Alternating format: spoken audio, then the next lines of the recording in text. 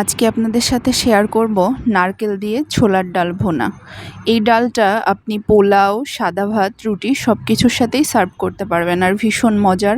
তো চলুন, আমি কড়াই গরম করে তেল দিয়ে নিয়েছিলাম, তারপর দিলাম পেঁয়াজ কুচি, 3 টুকরা আর দারচিনি আর 2টা এলাচ।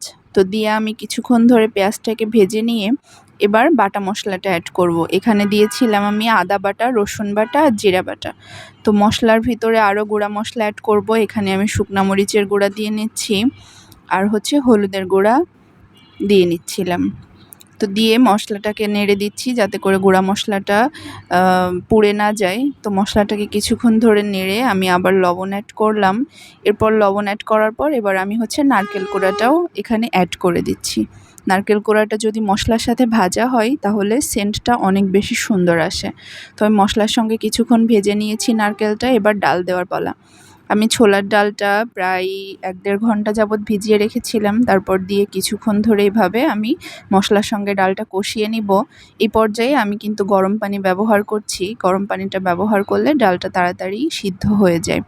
অনেক সময় কাঁচা পানি দিলে বা ঠান্ডা পানি দিলে আপনার সিদ্ধ হতে একটু বেশি সময় লাগে। আর আপনারা যদি প্রেসার কুকারে রান্না করেন তাহলে আর গরম পানি দেওয়ার প্রয়োজন নেই।